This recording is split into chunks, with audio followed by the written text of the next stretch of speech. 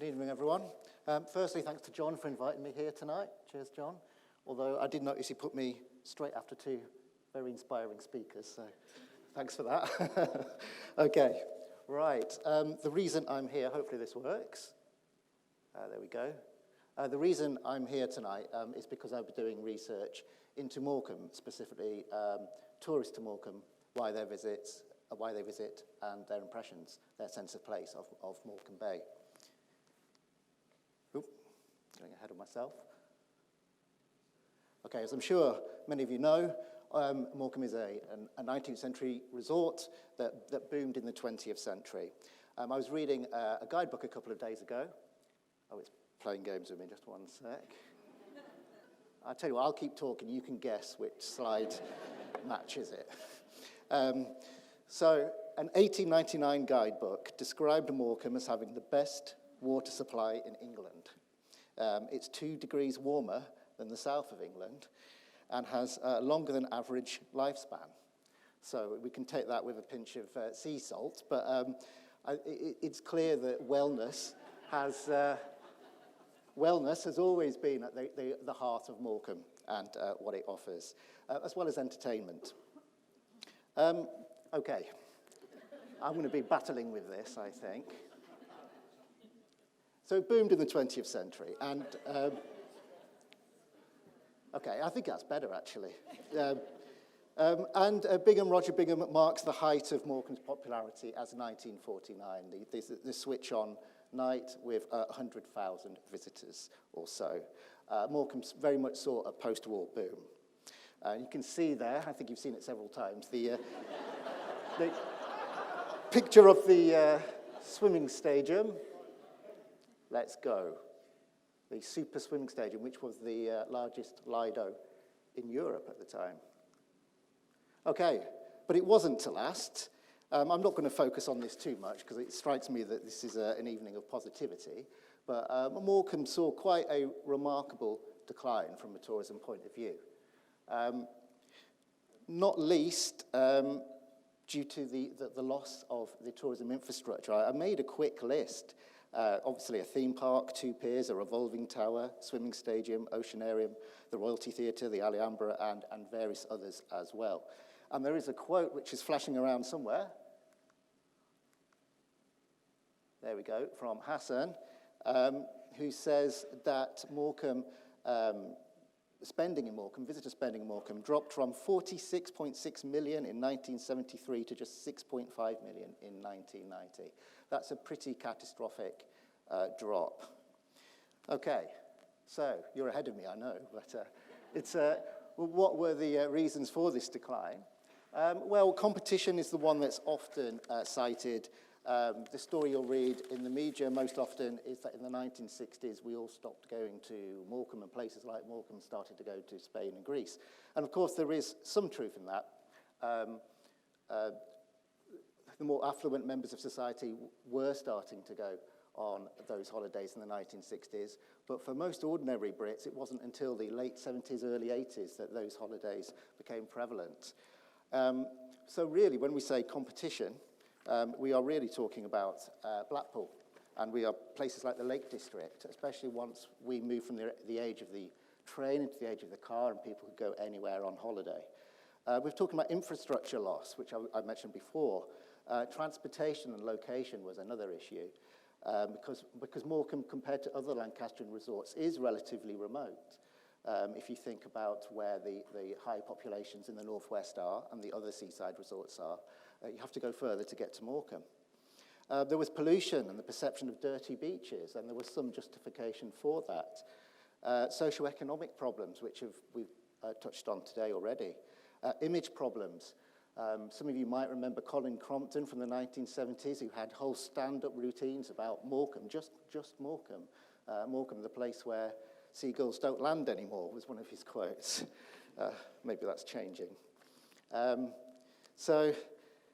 Yeah, it had all kinds of image problems which persisted really until quite recently. And essentially, Morecambe fell out of fashion. Taste changed, society changed. Society became more aspirational. John Urry from Lancaster University used to talk about a leisure spaces hierarchy. and places like Morecambe used to be towards the top of that hierarchy. But of course, then other leisure spaces became popular, not just seaside resorts, but lots of others within the UK and abroad. And places like Morecambe start to slip down that hierarchy. Okay. And this is probably one of the most famous tourism models. It's the Tourist Area Life Cycle by Butler, 1980. And essentially, it's the product life cycle rebadged. And the theory is that towns, the resorts in particular, go through a life cycle of growth and then stagnation, and then something needs to happen at that high point there, and if it doesn't, decline sets in. There is a certain inevitability about this, and Cy touched on this earlier when he says, who says that, that towns have to have just one heyday, and I would agree with that, and more recently people have begun to question this. Cy also mentioned Grange-over-Sands, a place that has never really been subject to this. So I think now in tourism studies we are beginning to move beyond this and take a more nuanced approach. And I think it's also fair to say, and this is where it starts to get a bit more positive, that the seaside is coming back. Those tastes, those changes in society we mentioned earlier are now favourable to the seaside. So before I go through these, just a few facts and figures. The Brits are taking more domestic breaks now than they've ever taken. And according to Visit England, the seaside accounts to 37% of all British holidays. And that is the highest category. The countryside attracts 48 million visitor nights, whereas the seaside annually attracts 72 million. So the media reports of the death of the seaside are very much exaggerated. And we can see here what's involved with selling seaside resorts today. Obviously, standards need to improve. One of the issues facing resorts like Morecambe was that drop in standards, say accommodation in particular. So we definitely need to be on top of that. Programs of events. I'll come back to that later, but I mean, Morecambe is doing well with its events. And of course, in the past, it had WOMAD and other things. Art and culture as tools of regeneration. We can see this throughout the country, not just at the seaside, is that people are now beginning to see the value, the economic value of art and culture. Basically, if you have culture, then you have tourism. Seaside heritage itself, which wasn't taken all that seriously even a few years ago, is becoming increasingly valued. You just need to look at what Historic England have been doing over the last 15, 20 years or so. And they have been cataloguing the seaside heritage. And I know Vanessa's going to tell us about the Winter Gardens later on. But we are beginning to take seaside heritage itself more seriously, and just look at the rebirth of Lidos around the country, and you can see this in action. The seaside is being reinvented, not being torn down, but it's reinvented in a nostalgic way, using the seaside traditions and the places that made those seaside resorts special to bring in a new group of people. And younger people are beginning to discover the seaside, I think it's fair to say, but they do it in a slightly different way, often through events or eventing. It's very important in tourism that you have a unique selling point. I think Morecambe had that. It had its entertainment, it's had the bay, it's always had that and always will. But I think it's very important when we talk about the future of tourism that we always consider the USP, the unique selling points. And on that last point there, it's very important that we focus on the quality of tourism. Some people in the tourism industry would say the quality of the tourists, but I think a better way for explaining it is the quality of the tourism, the sorts of experiences we're offering people. We live in the experience economy now, where people value experiences, they're willing to pay for them, and people are actually prioritizing experience over more material possessions, much more now than they ever were, and much more the younger generations than anyone else. And I think if you do focus on that quality, you're giving people a reason to come here and I think this is very important to stay longer in Morecambe and spend more money whilst they're here. And the better quality of the offering, the more that is going to happen. You do need a critical mass. Okay. Seems to be behaving itself now. We've got some nice pictures. I don't know if anyone's been to Margate, but in some ways you could compare the problems that Margate has had to the problems Morecambe's had from a tourism point of view. The Turner Contemporary opened in 2011, and since then it's seen 3.5 million visitors.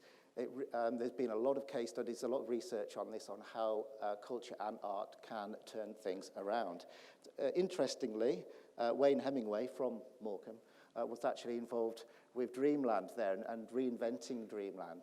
And it's basically a nostalgic theme park where people go to reconnect with past rides, old-fashioned amusement arcades.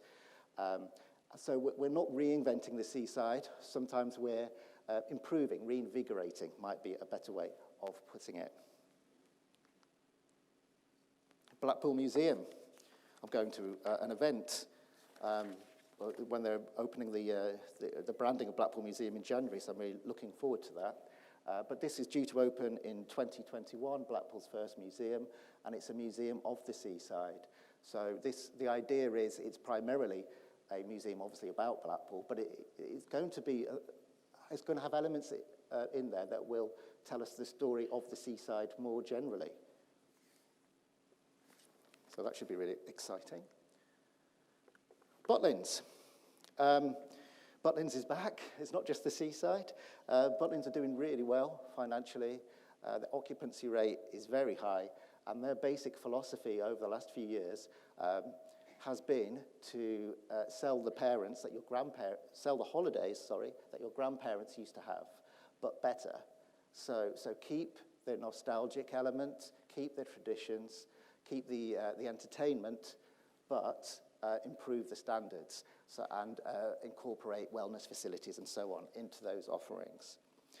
It's not just Butlins. There are businesses all around the British coast that are doing really well. Travelodge has opened up 55 seaside hotels in the last 10 years, and you can see that with Premier Inn and other companies as well.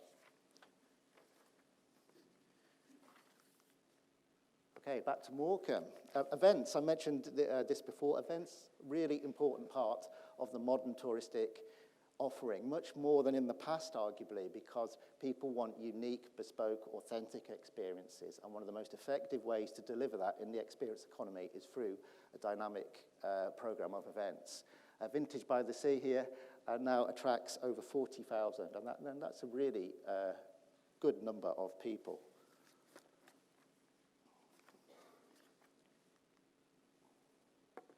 The Turn project on the prom commenced in '94, I believe, and was completed by the end of the century. The Midland Hotel opened in 2008. So while, you know, the gaps between these moments are longer than many people would like in terms of developing momentum, there is nevertheless a momentum and an improvement in tourism numbers since around 1999-2000. We've obviously now got better road links, which is absolutely fantastic, and we've got cleaner beaches, largely due to EU directives, it's got to be said. However, Morecambe does still lack a major attraction, other than the promenade. Okay, the future of Morecambe. Okay, so, as you can see from that top paragraph there, we need to retain the heritage, the seaside heritage that we have. I think that's vital. When you look at the heritage that Morecambe has already lost, I think it's absolutely imperative that we retain what we've got. I also think another aspect is, going back to unique selling points, is that we make Morecambe a unique and distinctive offering from a tourism point of view. That could be through events or attractions or a combination of both. We want to avoid the blandscapes of Clonetown, Britain. And a final point there on this is that Morecambe was developed by people who took a chance and invested in the resort. And they did so because they had confidence in Morecambe.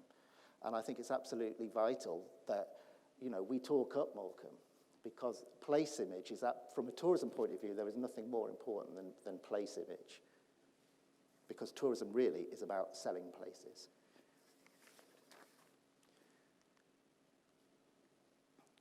Okay, so if you were to put on a tourist attraction in Morecambe, what would you go for?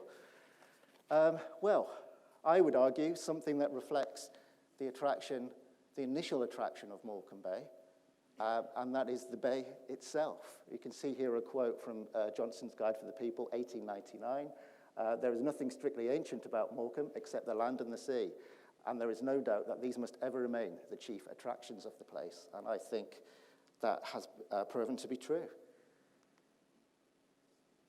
Here are some quotes from some tourists to Morecambe that I interviewed. So the second one there says, looking across the bay, it's quite something. The final one, there's such beautiful sunsets and beautiful views that you can't help but be attracted to it and can't help but be affected by it. And this was remarkably consistent in my findings about Morecambe. Okay, and I could talk about this all day, but don't worry, I'm not going to. This is essentially a summary of my research into Morecambe, certainly the interview-based side of it. And if you look on the right-hand side there, you can see the tourist, and this is what they come to Morecambe with. So, for example, a desire for open spaces and fresh air and to reconnect to something. Also, memories of playing here as children. Nostalgia is an incredibly important motivator for tourists. On the other side, we can see the place attributes of Morecambe, and they include sea views, the smell of the sea, the noise of waves crashing. They include heritage, places like the Winter Gardens. But if you see there on the left, there's an arrow impacting on that, and that is the sea, or space. I kind of wish I'd badge that up as Morecambe Bay, really, because that would have been more accurate, seeing as this is a case study based on Morecambe. But basically, that was the big thing that everybody talked about, was the bay and how that impacted on the place. But on the other side is what they came here with. And in the middle is the sense of place. This is what Morecambe means to people, based on the research that I did, 2013 that was, by the way, and then published later on. And I can summarize that up into 3 points, the sense of place at Morecambe, or seasideness, if you prefer. The first point was wellness. Tourists come here to feel better. They do feel better after they walk along the prom. And there's some interesting research on blue space and subjective well-being that suggests they're absolutely right. You feel better, you are better. Another one was a connection with nature. A connection with this vast space. It makes us feel small, so at the same time we feel connected to it. A spiritual element as well. And then finally, nostalgia. Nostalgia for people's own childhood, but actually a wider collective social nostalgia for the seaside and what the seaside means to us as a society as well. And all of those 3 elements were facilitated by the bay and the sea views. Which makes me think that a tourist attraction that reflects the bay, the reason why people already come here, the reason why people have always come here, is a win-win. Okay, thank you very much.